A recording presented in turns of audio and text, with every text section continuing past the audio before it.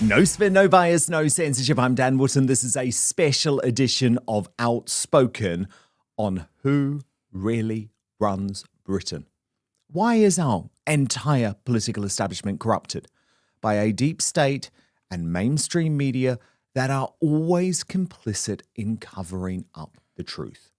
Today, one man who knows up close how dark forces will do anything possible to silence and destroy those who try to expose what's really going on. As the former Conservative MP Andrew Bridgen, whose campaign saw him thrust out of polite society as he dropped truth bomb after truth bomb, joins me to reveal all for the entire show. As a result of this special uncancelled interview, there will be no Greatest Britain or Union Jackass today, but the Royal Uncancelled After Show continues as normal over on Substack after our main show. www.outspoken.live is the address. But now, let's go. Andrew Bridgen, it's a big question, but it's one so many people want to know. Who is really running Britain? Well, it's certainly not the politicians that are put in front of our screens for public consumption. And you know that? Absolutely 100%. And any person on the outside can know that when they realise that it's not just our politicians, but it's politicians around the world. That so often the world ends up in lockstep, doesn't it? And as we know, whenever it's in lockstep, it's never good for the people. Whether that's the COVID countermeasures, whether it's net zero, whether it's support for various wars, whether it's the preparation now for energy lockdowns, which are coming. And whether we like it or not, no matter who we most elect. people seem completely oblivious to the fact that in a few weeks' time, if the Straits of Hormuz are not opened, we're going to be suffering worldwide energy shortages. Life just moves on.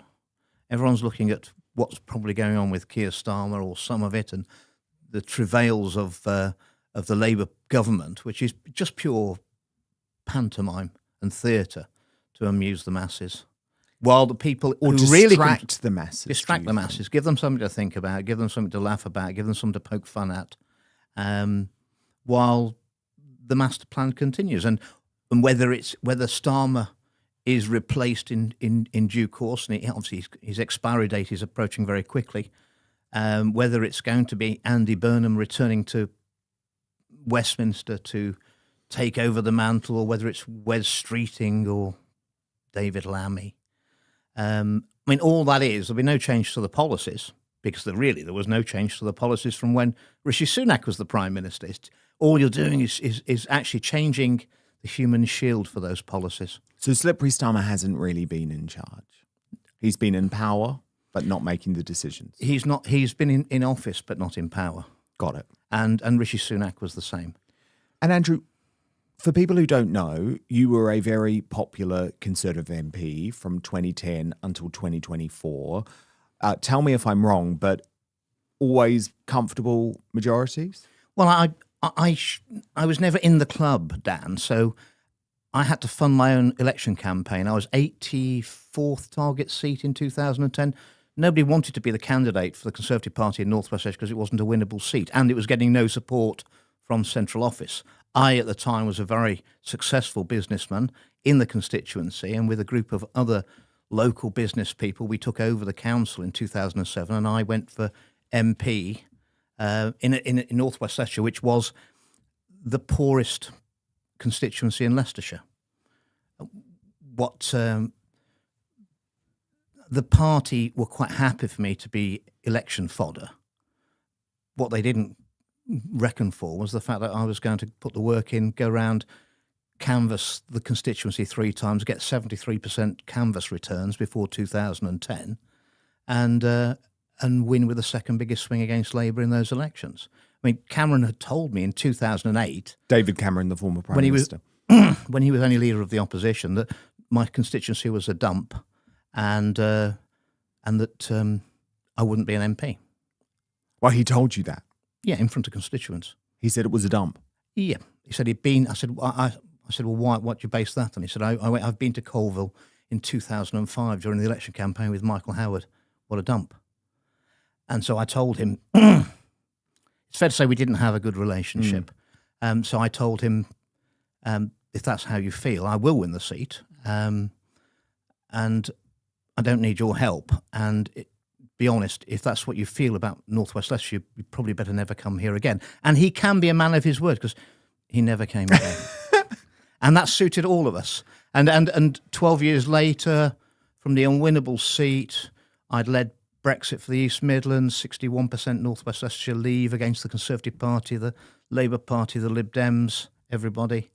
By the 19 election, North West Leicestershire was the wealthiest constituency in Leicestershire. So you did a great job. And with the councillors, yes, which we put in place. It had been Labour-held council basically since 83. We took over in 2000. We instigated the longest council tax freeze in the UK history. 16 years, we never put the council tax up. Highest economic growth in the country from a low base. 1.2 jobs for everyone of working age in the constituency with the new businesses we brought in. Only part of Leicestershire with above average UK household incomes. We brought in, remember the Building Beautiful project? We developed that in 2010 in North West Leicestershire. We pushed that to the government. It took 10 years for them to adopt it. We'd been doing it for 10 years. 800 new houses a year. We kept the house prices 30% below UK averages. So we were in the sweet spot. And it was the happiest place to live in the Midlands. And why this matters is because, from my research, but again, correct me if I'm wrong, at every single election, you steadily increased your majority in this previously unwinnable seat. Former coal mining area, yes. Yeah, to the point where you won, I think, very nearly 60% of the vote in your last... a bit more, 63% of the vote. Incredible. And then you fall out with the Conservative Party. Then you fall out with the deep state. Then you fall out with the people who have really forced us to go through these horrible harms over the course of COVID. And your vote crashes from over 60% to 3.2% of the vote. It didn't. And your suggestion is that that was part of the deep state attempting to shut you up, cancel you, finish you The deep off. state, through their agents, offered me money not to stand. They didn't want to have to fix the election. That was the last resort, because that's risky. That's a risky game. So, yeah, I was intimidated not to stand. I was offered inducements not to stand. And, you know, I will take you through a few of the anomalies, shall we say, around the election in North West Leicestershire in 2024. So about 18 months before, when I'm independent and I've told them I'm standing, the whole elections department at the local authority, North West Leicestershire District Council, they all resigned on a Friday and were replaced by a whole new team. How often does that ever happen? I rang the chief exec up, who was also new, and said to her, "What's going on, Alison? The whole election, I've heard the whole election department's resigned." And she said, it was the right time for them to move on, Andrew. Right time for who? I don't think it was right. So we did that. That happened. They left the new elections department in the old council buildings after the rest of the council had vacated, unsupervised, for many, many months before the election. That was extremely dubious. The returning officer banned TV cameras from my count. I had two independent filmmakers who had come round in the canvassing with me. They knew I was well placed to win, and they wanted to be there to film it on the night. And the returning officer said, "No, we don't want anybody filming the count." When we got to the count at our new £26 million sports and leisure centre from the economic growth we'd delivered, the returning officer, who is not unaccustomed to public speaking, she was shaking, and she at 10 o'clock she stood up, held the microphone, and said, "I need to," in a quavering voice, that I need to announce that it's going to take a very long time to bring the ballot boxes in tonight. We might not get onto the count till 2 a.m. That's 4 hours. Ballot boxes are always in. The previous 5 elections and 2 big referendums, ballot boxes were in 35 minutes.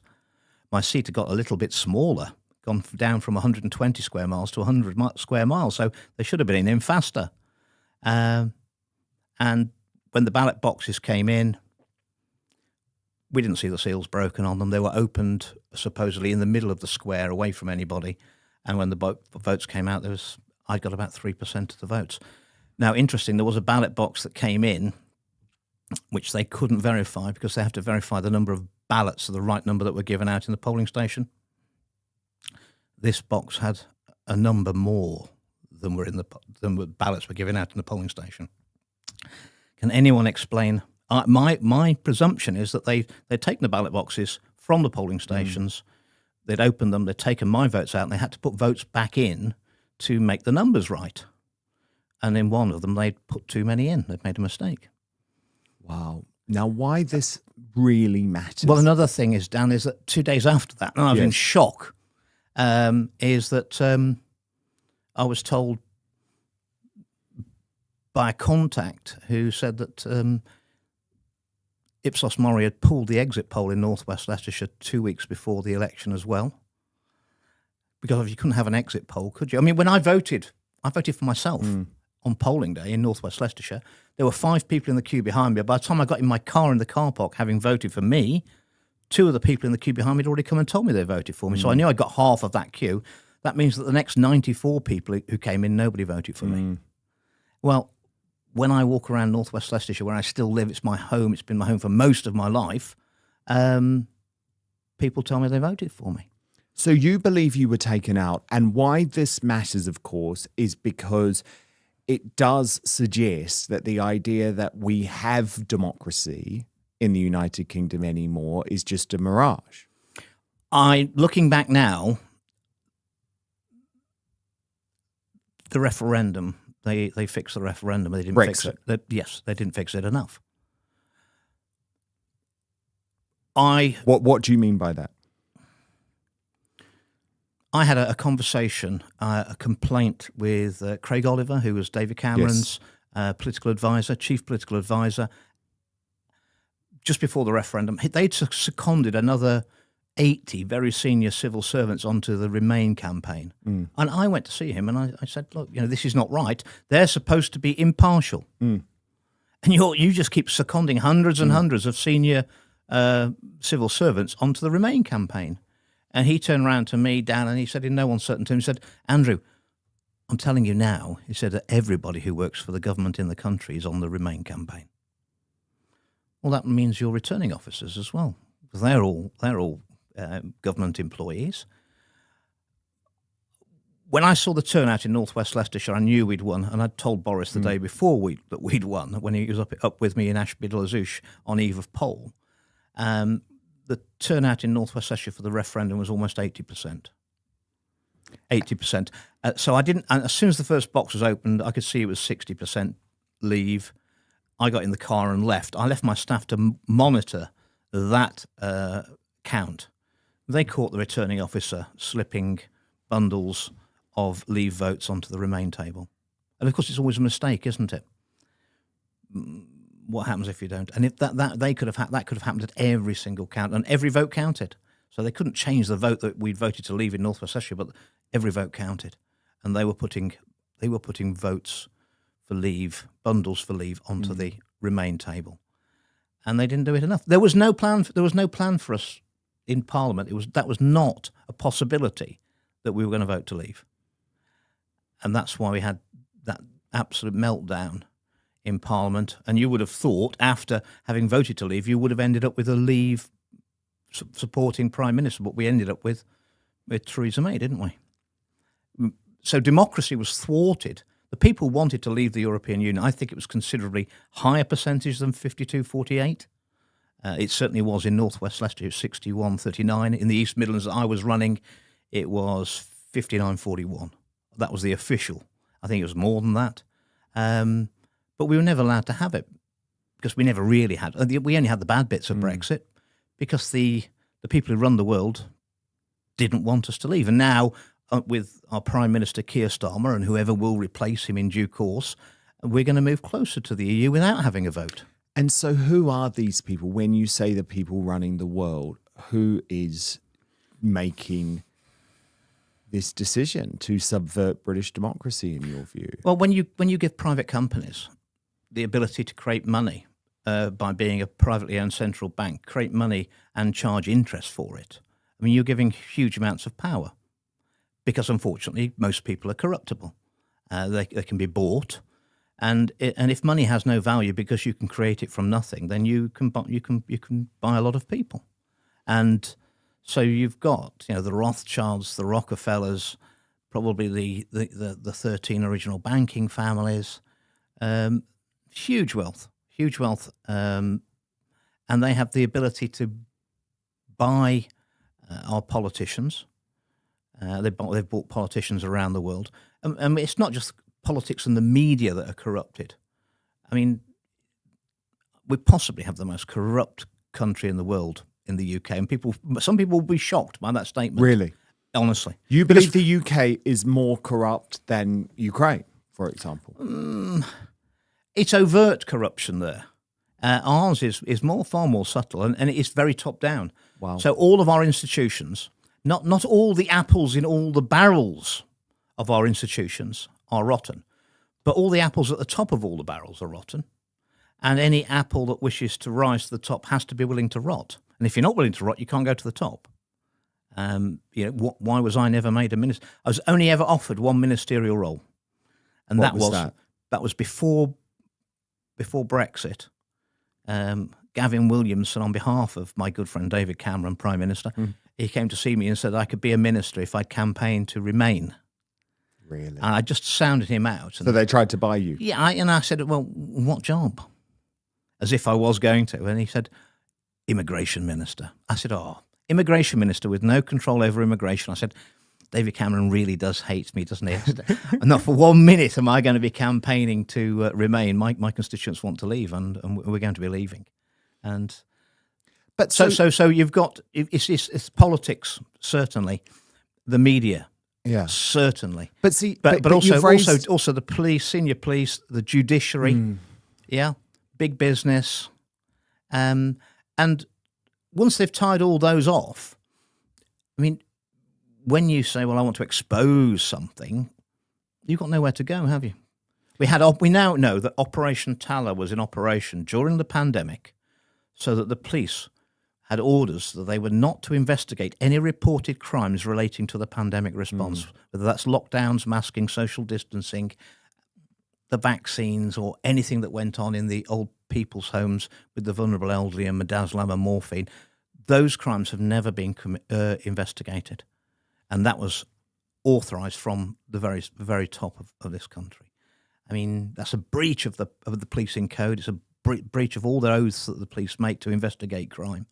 So basically, a little bit like the Epstein Island, where it would appear that there's unwritten rules that if you're very rich and very powerful, you can get away with crimes, appalling crimes, without any comebacks. And I don't think that's the sort of society I want to live in.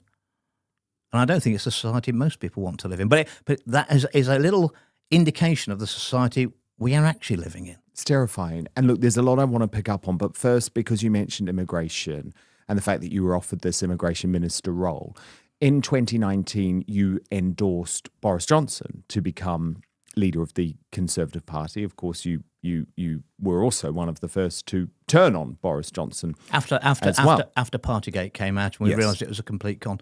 That was because in northwest Leicestershire, the happiest place to live in the Midlands, 6 weeks before the pandemic started, the suicide rate during lockdowns had gone up to more people committing suicide in a month than we normally had in a year. Oh my God! And I wrote to the government and said, we can't carry on like this. My people are killing themselves with despair.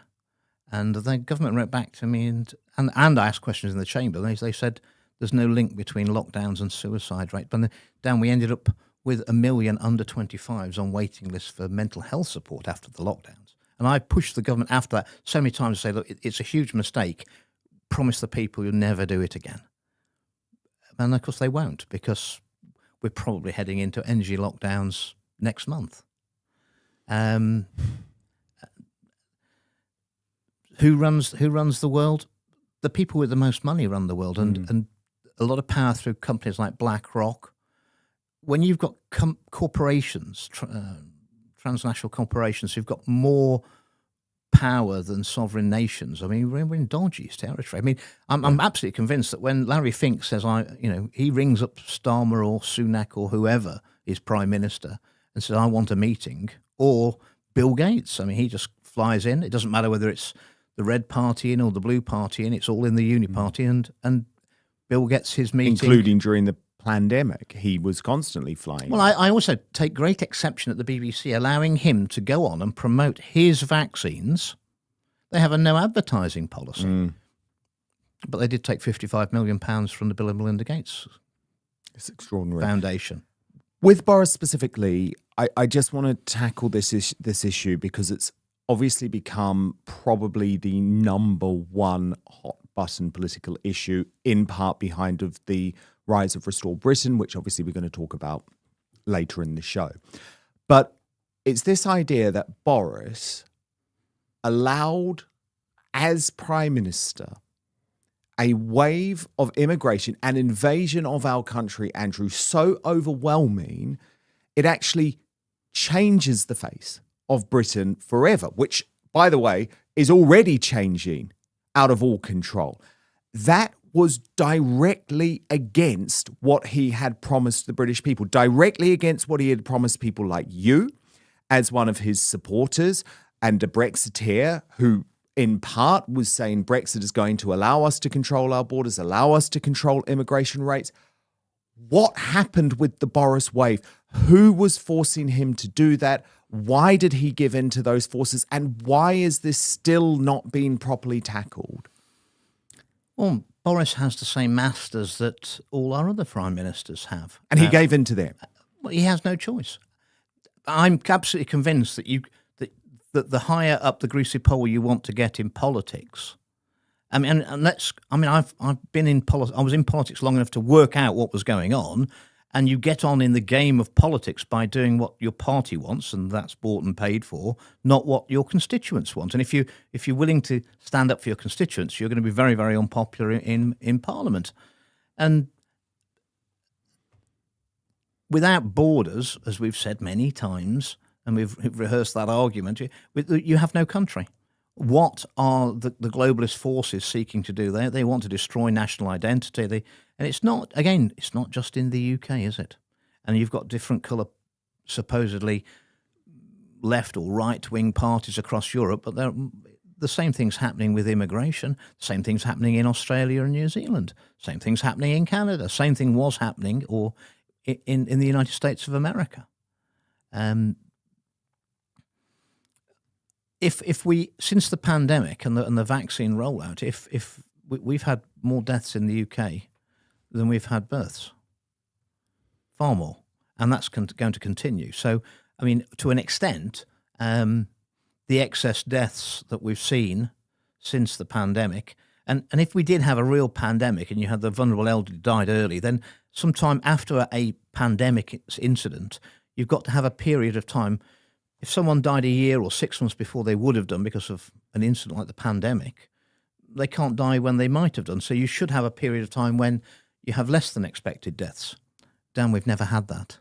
And all the countries who rolled the vaccines out haven't had it either. In fact, Australia and us and a few other countries have now rebased their expected deaths to try and remove some of the excess deaths. It doesn't change any of the deaths, same number of deaths. It's pretty obvious what's going on. And so that's being masked by immigration. Well, I just wanted to show you this headline on this column that Boris Johnson recently wrote, because he seems to be embracing this, Andrew, and I can't for the life of me work out why, but I know that you will know. He wrote this column the other day and he posted this on X. Falling birth rates aren't a disaster. They're the best bit of global news in a long time. So is Boris Johnson part of the depopulation agenda?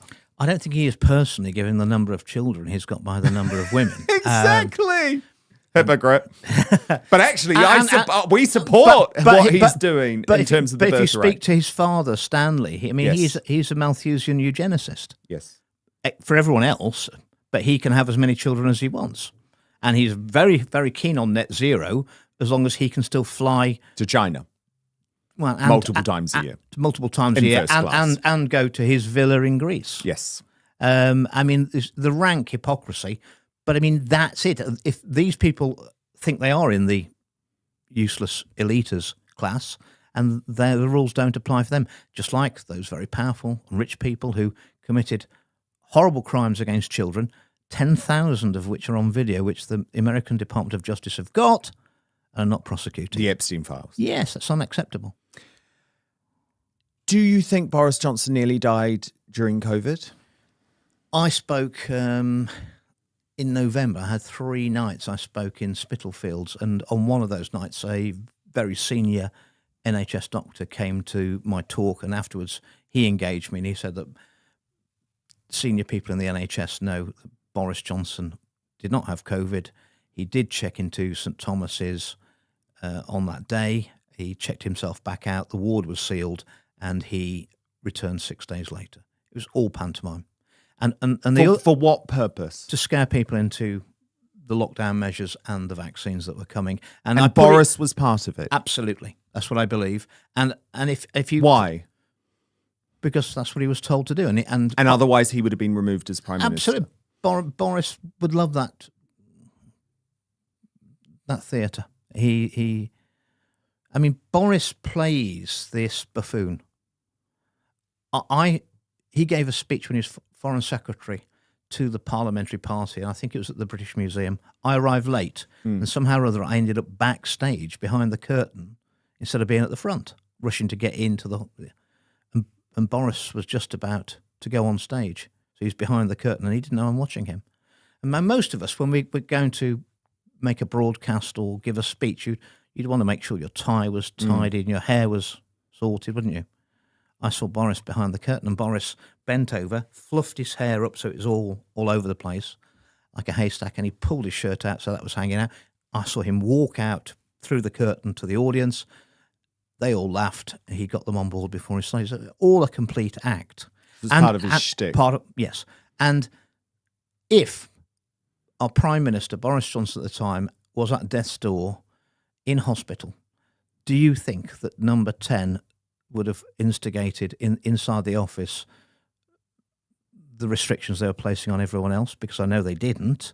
So we know Partygate. But, I mean, they weren't masking. They weren't socially distancing. They were having drinks parties and more intimate parties than that in Number 10, while my constituents were being locked down, losing their businesses and their mental health and well-being, and committing suicide. More intimate parties? You're saying sex parties? Yeah, well, there were lots of, yes. I mean, but the killer for me, which is when I wrote that full page in the Telegraph saying Boris has got to go, that was, I think, the second week in January 2022 after Partygate, was when I got to a civil servant who'd quite rightly questioned the policies in Number 10 during the lockdowns and saying, wrote to an email to his boss saying, don't you think we ought to be socially distancing and masking in the office since we've inflicted on everyone else? And the answer on the email came back, well, we've checked out with the scientists and none of it works. But since the TV cameras are outside, when you leave the building, will you please socially distance and mask? And then I realised that all those people had committed suicide in North West Leicestershire for nothing. It was all a ruse. Well, that was unforgivable. That was unforgivable. And if they were committing suicide in those rates in North West Leicestershire, the happiest place to live in the Midlands, what was it like elsewhere? So there was no way back from that. The pure deceit.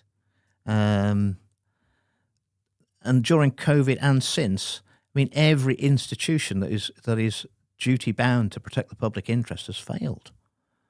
Parliament's failed. Parliament's failed to expose what was really going on, just like it's failing to expose what's going on with net zero, which is inflicting, And the situation we find ourselves in now, if you look back, it's all been planned for us to be in a situation where we're energy dependent on world energy markets with long supply chains. When I was a boy, we were self-sufficient with coal in the UK, and we had coal-fired power stations all along the River Trent in the Midlands, And, my major conurbation in North Australia is called Colville. Can you imagine what we did for a living? Yes. And then we went from that, and we shut the pits down in the 90s, early 90s, and we got North Sea oil and gas, and we were self-sufficient with that. And then we decided, we've got to go for net zero, so we're going to not do any more drilling up there. I was in the Netherlands, in lockstep again. The Netherlands only a few weeks ago speaking, and they've got the biggest gas field in Europe just off their coast. Their government decided to concrete over the wells last year. Why Nord Stream was blown up? It was blown up by the West. It wasn't blown up. There's no way the Russians blew up their own pipeline when all they had to do was switch the gas off. Europe has been placed in a situation of vulnerability, and the Straits of Hormuz are not going to open soon. It's not in Trump's interest to do so if it was his decision. America is self-sufficient. That's why they took over control of Venezuela. They've got the second biggest oil producer. They've got the biggest oil reserves in the world now under their control. Just a few months before they shut the Straits of Hormuz, it will hurt China, because 85% of Chinese oil goes through the Straits of Hormuz. I mean, this could trigger the World War. I mean, if you remember the Second World War, And do you think they want that? They want a war. Yes, the powers that be want a war. They need a war to cover up the lies that they've told the people around the world. They need a war to cover up the money they've stolen from the people around the world, and they need a war to cover up the crimes they've committed against the people around the world. And that would be a major distraction. It would get people watching the BBC again, wouldn't it? Think the BBC Like don't COVID did. Exactly. They want that.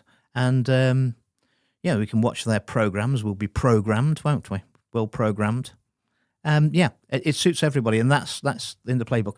And if you look at the globalists' overall plan for, they think there's too many of us on the planet, and they said that, by 2050, the population will be reduced to 1 billion, and that will be through, and it's very clear, through repeated pandemics, wars, and famine. And they're working on the famine as well, because obviously the knock-on effect of the energy crisis will be that fertilizer, which is highly energy intensive, which has allowed countries to increase their crop yields enormously, it's going to be so expensive that the poor countries are not going to be able to afford it. And what I've been, there's half the world that the super elites can't control very well, because they've got no internet. We can't be surveilled if you've got no internet. They don't have a government infrastructure that's capable of monitoring people. But that's the poor half of the world, Dan. And what they are going to be very, very susceptible to is famine. And, you'll have noticed that even across the developed world, farmers have been hammered for the last few years. Food production's denigrated. And we can always bring it in from somewhere else. Well, maybe we can, maybe There's can't. a campaign against farmers. Absolutely. And it's sickening. Okay. Now, when... And where we've got to now is that people say, well, we can always buy it. Well, maybe we can. When the crunch comes, every bit of food we don't produce for ourselves that we could in this country, all you're doing is starving someone in a poor country. And when they've got no food, where do you think they're going to start walking? Absolutely. To what they perceive as the land of milk and honey. Absolutely. And we obviously have a push for a no-borders society. But we'll come to that in 1 second, because I just want to go back chronologically, you see, because following Boris Johnson, of course, the Conservative Party members did vote for Liz Truss to become Prime Minister. Was she removed because she wouldn't play the same game that Boris Johnson was prepared to? Yes. I mean, her economic plans were completely at odds with the plans for the globalists. And so that shows the power, right? Within 6 weeks, she's out. I would point out, Dan, that John Smith was the leader of the Labour Party. Yes. He was well-liked and popular and probably going to win an election. He went to the Bilderberg Group meeting, and they told him what his economic policy was going to be, had got to be. He disagreed and said, no, I don't want to do that, but I will come back and tell you what mine is going to be. He didn't become Prime Minister, did he? Do you think he was killed? It was very convenient. And if you read Tony Blair's book, he said, I started thinking what would happen if anything happened to John Smith. And then mysteriously It did. And of course, Blair and Brown agreed with the Bilderbergers and they carried out those plans. There's so much has dropped into place. I mean, 17 years in opposition, Blair gets in 97. First thing he does was never in his manifesto. It was never, ever talked about. Most important piece of legislation to go through. First thing they rushed to do was to take the death penalty out of the Treason Act. They're all lawyers. They know exactly what they're doing. And they didn't really want to hang for it. And then why did Tony Blair? I mean, lots of things looking back now with the benefit of hindsight. And I know, but this really matters, though. This really matters because we are just meant to accept that John Smith, as you say, you can go back and look at the polls. Anyone can do this. I mean, he was on course to become Prime Minister just in the same way that Tony Blair was on course to become Prime Minister. The Conservative Party, the country was done with the Conservative Party, and obviously the mainstream media was focusing on sleaze scandals and all of that. But John Smith didn't want to go with the new globalist agenda that Tony Blair did. And everyone now acknowledges that Tony Blair has changed. I mean, he was a very successful Prime Minister in the sense that he changed Britain to make it unrecognisable to the Britain before 1997. And so your contention is that John Smith may have been taken out. I think it was very convenient that John Smith was replaced by Tony Blair. And you have to either be a conspiracy theorist or you have to be a coincidence theorist. And there's a lot of coincidences, Dan.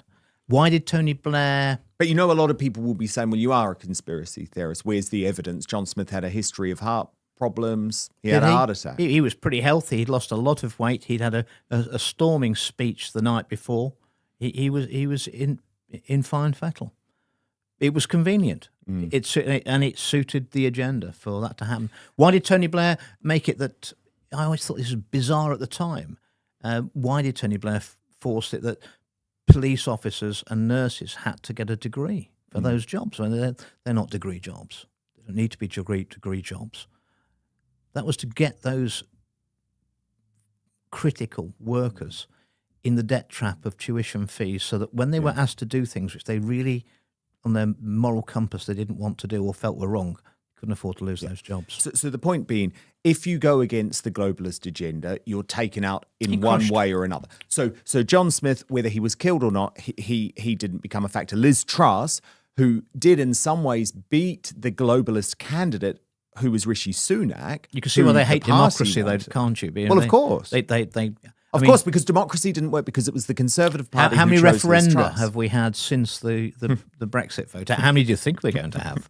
Never again. Never again. They're never going to allow.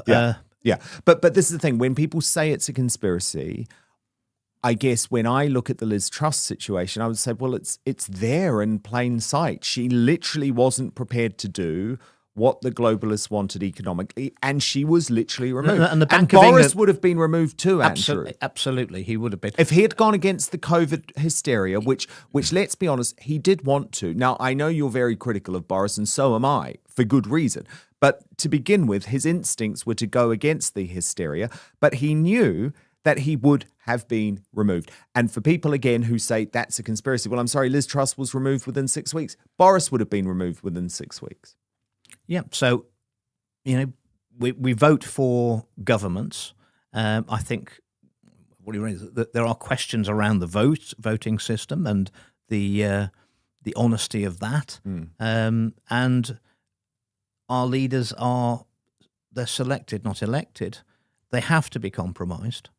You have to be compromised to get on, because then they can control you. You're not going to be allowed to get on if you're not compromised. And I'm afraid what you've seen is the same bizarre decisions from governments in the so-called developed world around the world, all at the same time, in lockstep. And that indicates to me there's a controlling mind behind all of that. And Starmer was always part of this, wasn't he? Because as the Director of Public Prosecutions, there are a whole load of decisions where he was, I would argue, quite clearly compromised. And then how did such an unlikely politician, Andrew, someone who has no interpersonal communication He skills. has no skills. Who has a very troubled family history, put it that way, and the public still don't know the whole truth about Starmer and his family. How on earth did he end up Prime Minister? Well, because he's very controllable. I look, obviously, I've known these characters who are on the Labour front bench now for 15 years. Most of them came in, a lot of them came in 2010 into. Starmer didn't. I mean, I've actually still been an MP for longer than Starmer has, because he didn't come in until 2015. What I can tell you, Dan, is that on the day that, in 2015, that election, we had Starmer arrive in Parliament, and it was Holborn and St Pancras, isn't it, his seat? I can't remember. The much liked Labour MP was persuaded to stand down so that Starmer could have this seat. Rishi Sunak arrived. He managed to get William Hague's old seat somehow or other with family connections. So he was a plant too? Absolutely. And the day that after the 2015 election, the word that went around the members' tea room is, we've got 2 future prime ministers here. Exactly the same in 2017 when Kemi Badenoch arrived after that election. She's going to be a future leader of the Conservative Party. Never said she was going to be Prime Minister. She never will be. That's on day one. How do they know? I mean, these are a lot of coincidences that these people were predicted to be holding great power. And I suppose if you say something often enough, people start to believe it. And it became the truth. They were all enacted. Those things were all said the very first day, those people, when they didn't even know where to hang their coats. But you allege that Nigel Farage, who has always been viewed as someone who was fighting this establishment, Andrew, you allege that he is now compromised too. Yes. What's happened? I think he may have come under a lot of pressure. I think his life was put under pressure at certain stages. He had some very near miss incidents, didn't he, with an aeroplane and his car. And you don't believe that they were, I don't know, genuine events? It'd be concerning. I've never had the wheels come off my car going up the motorway. So you think he was targeted? It could well be, but whether he's targeted or whether he's then targeted by saying that, this is not an accident and, we can sort you out, or you can play ball. And so the plane crash was almost like a threat, again, deep state threat. He was lucky to walk away from that. I think he was very lucky. The majority of people involved in a light aircraft crash do not walk away from it. I mean, they are quite dangerous, Do you think they were trying to kill him? I don't know. I can see why they would want to scare him into compliance. And you now say he has been scared into compliance. I think there's a lot of questions, a lot of people, and to be honest, I'm in enough. I'm in enough court cases already. I don't want to go too deep, but I mean, there are questions that numerous people, independently of each other, have raised with me regarding the circumstances of Nigel Farage standing down the Brexit Party in 2019 and what he might have got in return for that. And you've also suggested that these... And of course, once if any individual is corrupted once, I mean, it's a two-way street. You're corrupted, And you think Nigel Farage has been? I believe that he's well in the establishment now. And if you look at the way he's rowing back on lots of his policies, I mean, taking in Nadeem Zahawi, who he knows is toxic. He knows it's toxic. I mean, Nigel Farage is many things. He's not stupid. He has political antenna. Why would anybody to touch Nadeem Zahawi? Well, we know that the truth about the vaccines is going to come out.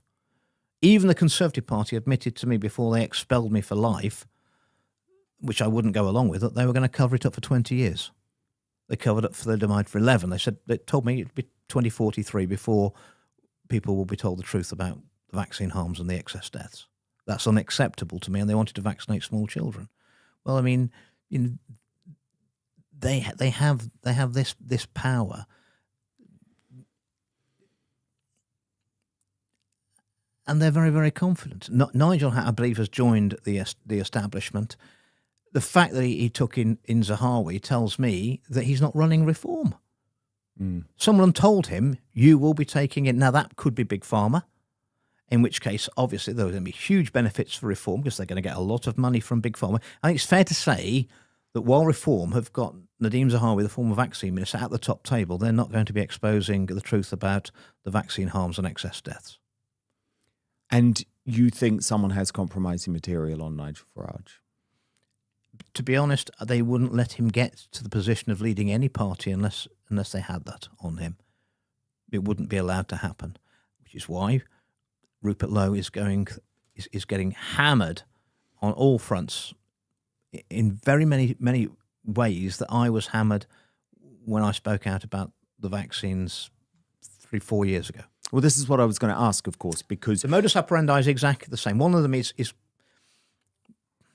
one of the corruptions in this country is that all the professions have regulators, independent regulators. They were infiltrated by the World Economic Forum, which is the globalists' sort of marketing arm. They took money from it's called the Regulators Pioneer Fund. So they've been infiltrated. Now, the way of keeping the professions in line is that you just throw anyone out and end their careers who goes against the narrative. So that's why you've got the General Medical Council's been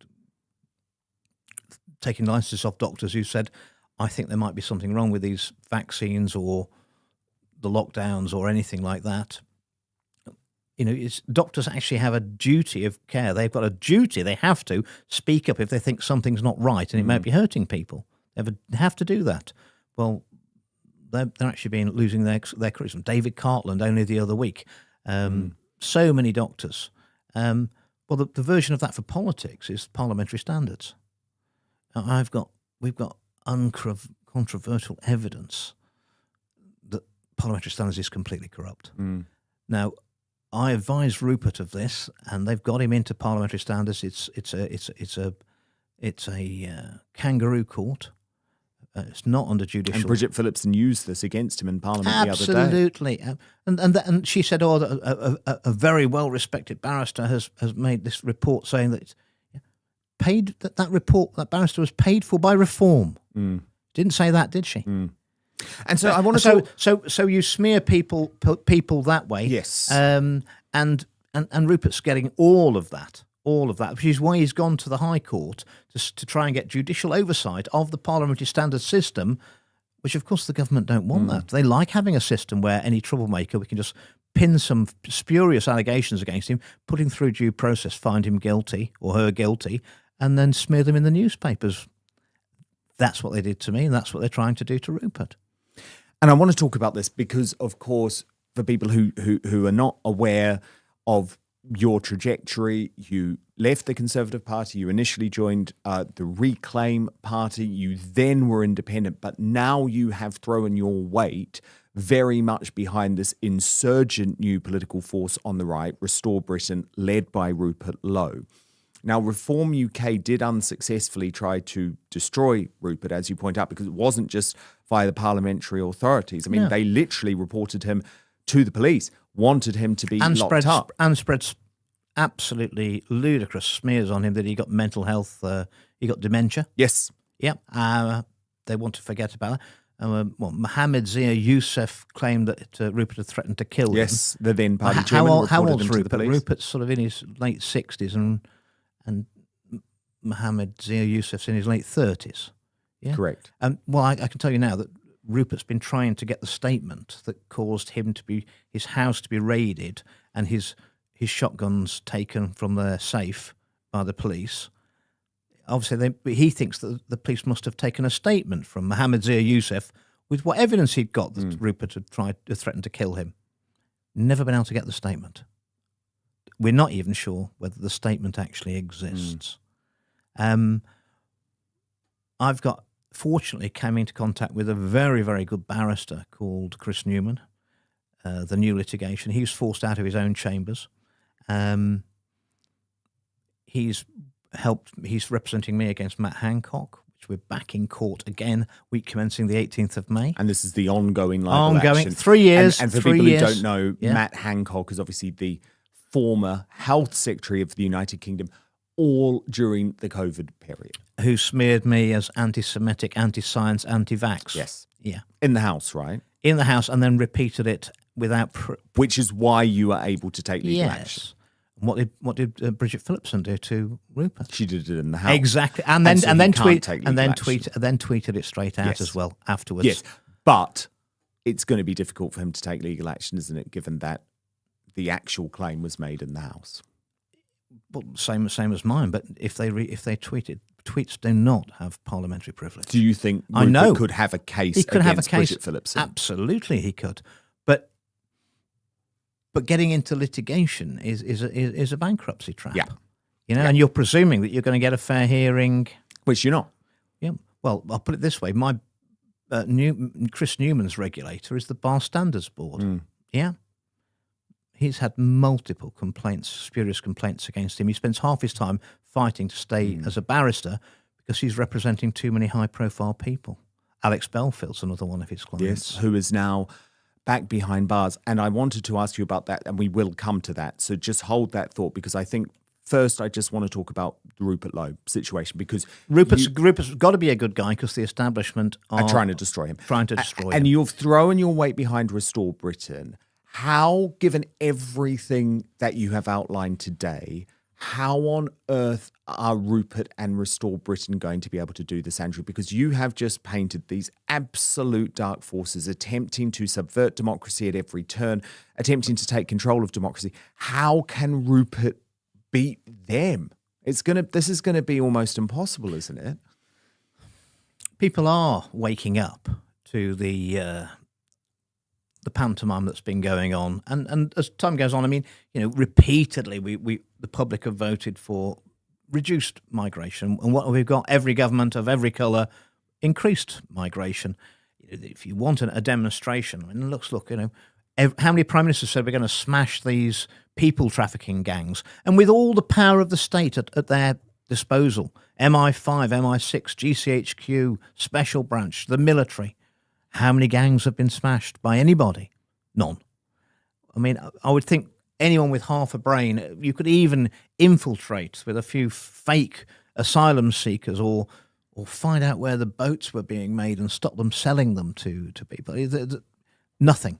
So, I mean, people are slowly waking up, whether it's about migration, whether it's about what happened during COVID and the draconian measures and removal of free speech, whether it's about the wars that we're being dragged into, and whether it's about the pernicious taxes, which are actually reducing freedom on everybody. And this is, and again, a lockstep across the world.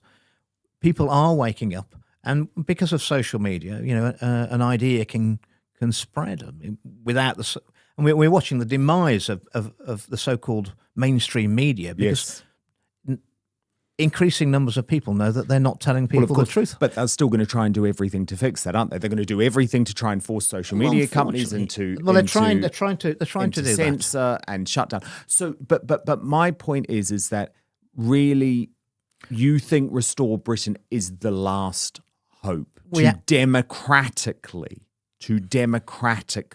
save, or even to pull people together. And yes.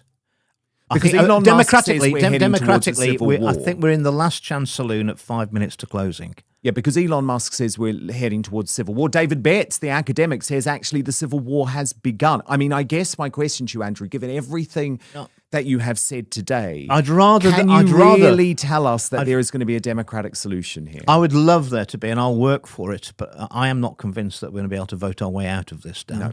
But I think we should try. I think it's beholden on us to try. And they'll probably try and lock people like you up for saying that.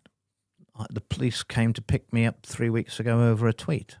And what happened? Malicious Communications Act 1988, Section 1, 6 days, and they dropped it. But it shows what they're trying to do. They're trying to scare you, aren't they? Because then we come to Alex Belford and we've got there were not 1,900 people retweeted it. So, I mean, you retweet it, you own it. Well, they'd have had to have a pretty big prison, wouldn't they? Yeah, but they we don't could have do- filled 3 prisons Of straight course. away with just. But they don't one do that because we've got They want to this- make an example Yes, of people. and we've got this image here of you with Alex Belfield, Yeah. who you have supported, the journalist and comedian who was locked up after Jeremy Vine described him as being the Jimmy Savile of stalkers. And what Jeremy Vine never tells you is that he didn't get alarm and distress. Alex Belfield was found guilty of stalking him without alarm and distress. But that you wouldn't read that the way that Vine writes it. No. I actually listened to a hearing. Mr. Dehaney was claiming damages for the criminal conviction of Alex Belfield, and I heard that hearing last Wednesday, and new evidence was presented to the court, which actually could actually question the whole conviction of Alex Belfield. The judge refused, didn't even look at the video evidence, and gave summary judgment to Mr. Dehaney. And they've put him back in jail, Andrew. Well, but it's worse than that because he's back in jail, and under the law, as I understand it, you have to have committed a crime to go back in for more than a month. And he's back in for 6 months. They're not giving him his review hearing of his 6 months until September, when he will have done 6 months. So even if he's found then that they shouldn't have locked him up, he can't get the time back, can he? And they've not. The probation service have never disclosed what he's claimed to have done. Alex speaks to me every few times a week. All he was told is that he was put back in prison for having a bad relationship with his probation officer, his 27th probation officer, who had told him, there are no restrictions on where you go, Alex. You can go where you want as long as no one recognises you, which means he can go nowhere. He was banned from the internet. His income stream was taken away. He wasn't allowed to release his books. No. He was originally he was going to have a UK tour and go and perform his comedy routine. Katie Hopkins. He was allowed to put all the deposits on all these venues, and then told a week before the tour started, you can't go, and he lost all of that. And is this designed to be a warning shot to others, Andrew? I mean, I look at this picture with you and Alex and Lucy Connolly.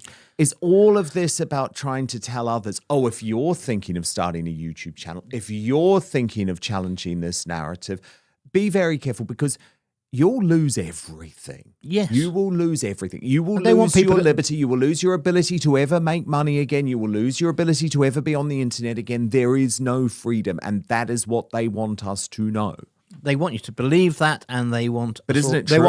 It is true. They want us all to self-censor. And I refuse that. Do you worry they're going to try and lock you up? Oh, they've tried several times. And also they're trying to bankrupt me. Because obviously if you're bankrupt, you won't be able to stand for Parliament. Why would they be so worried about someone who only got 3%? Indeed. Because presumably you would stand for Restore Britain? I would hope to stand for Restore Britain, yes, at the next election. In the same constituency? I would, obviously, North West Leicestershire is where I've represented and where people know me. Well, if we have any elections, Dan, because if we do go for any sort of civil war or insurrection, or even we get involved in a major war, which the globalists want us to be at war with Russia. They want a 10-year war, by the way, a proper one, 10-year war. I'm absolutely convinced that whether it's Starmer or his successor, they'll instigate and burn the Civil Contingencies Act, and then we're in martial law, and they have the ability then to delay elections indefinitely. A lot of people do think they will find a way to delay the next general election. Yes, but and again, in lockstep, that's not just the government in the UK that suits. I mean, Macron is deeply unpopular. He would like to stop the elections. Merz, the Chancellor in Germany, is only relatively recent, a couple of years. But all the polls now that the AfD are storming away, and he'll be out. So there's there's a triumvirate of the major countries in Europe who would like to have martial law, and they're all talking up a possibility of a war with Russia, and the slave media are going behind it. I mean, the Russophobia is unbelievable. Unbelievable. Do you worry that they might try and kill you? They don't like doing that. It would be pretty obvious what had gone on. I think if you're in the club and you betray them, they kill you. And you were in the club. I was never in the club, and they never signed me up. They offered me in January 2022. So you were an MP, but you didn't take the endorsement. So I didn't, and they offered me a bribe in 2022 in January of anything I wanted in the world to sell the people out. And and they were so arrogant, they've never had anyone refuse it. They put it in writing to me in a text message, and I refused it because that would have meant I had to let them deliberately harm small children with the vaccines, and I wasn't willing to do that. And you're going to keep speaking out? I'm going to keep speaking out. Yes, of course. Supposedly, we live in a country where, remember, we've had free speech for a very long time. Very, very long time. Well, let's make sure we only reinforce to people we've still got it by using it. Yeah? Well, I try. I try. Let's hope this conversation isn't censored. Let's hope this conversation isn't shadow banned. Let's hope this conversation isn't used to try and work against us. But unfortunately, we all know what they do. We all know their tactics. And there are loads of tactics that are employed. Well, the power is immense. The ability to control matter, to buy scientific research and researchers, reputable scientists. I mean, I saw some brilliant, well, it's appalling data the other day. The most it never gets any coverage, because one of the biggest powers of the mainstream media is you decide what's the news and what's not 100%. The news. It's the biggest thing. The story selection is the biggest absolutely thing. Massive power. And the most vaccinated place in the world during the pandemic was Waterford in Ireland. I think 98% of the population had at least one jab. Then the figures show that Waterford had the highest rate of COVID in Ireland, followed by the highest rate of excess deaths. And a few weeks, and this all came to light because only a few months ago, the World Health Organization then recognised the efforts of Waterford during the pandemic and gave their health authorities an award for their efforts. And that was all in the mainstream media, that Waterford had got this award for their sterling efforts of getting so many people vaccinated. But you look behind the figures they didn't report, they killed the most people. And those figures are all there. And I realised about the mainstream media a long time ago, Dan, because I was the MP who uncovered the post office scandal. Yes, you were. And in 2014, I had all the evidence. I went down all the lobby in Parliament. Supposed to be all those best jobs in journalism are in the lobby. We've got all the representatives of the BBC, ITV, the Times, the Telegraph, every newspaper. I went round them all and I knew them all. And I offered them the story and said, look, here's all the evidence. There's the Fujitsu whistleblowers data statement. Ron Warmington, the forensic investigator, that's his report. Run this story. Those convictions of sub-postmasters are unsafe. Biggest miscarriage of justice in UK history. You'll get an award. They couldn't run it. And when I went and they ran it, 10 years later? Yeah, ITV, who I'd been to in 2014 with exactly the same information, and the character in there of Michael Rudkin and Susan Rudkin, they were my constituents from Ibstock. Bad news for the government.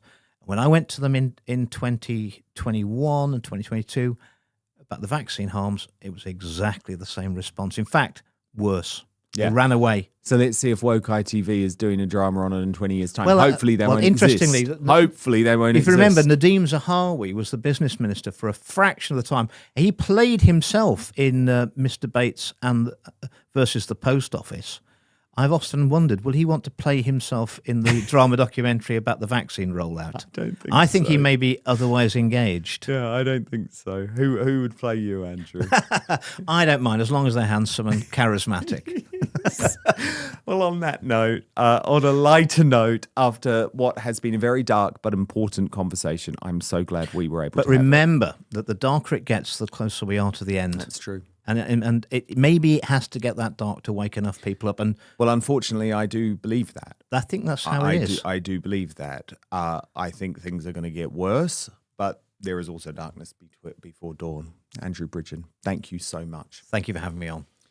Now we move over to Substack now for the Royal Uncancelled After Show. Come and join us there at www.outspoken.live, and we will be back with you every weekday, 5 p.m. UK time, midday Eastern, 9 a.m. Pacific. Remember to hit subscribe right now on YouTube. Turn on the notification bell. You know they do a lot of dodgy stuff with YouTube as well, Andrew, and people are constantly telling me, I've had to subscribe, Dan, to you 3 times. Every time I keep being unsubscribed. It's just a coincidence. Just Dan. a coincidence. Just a coincidence. So do check because these funny business things do go on, and most importantly, I promise to keep fighting for you.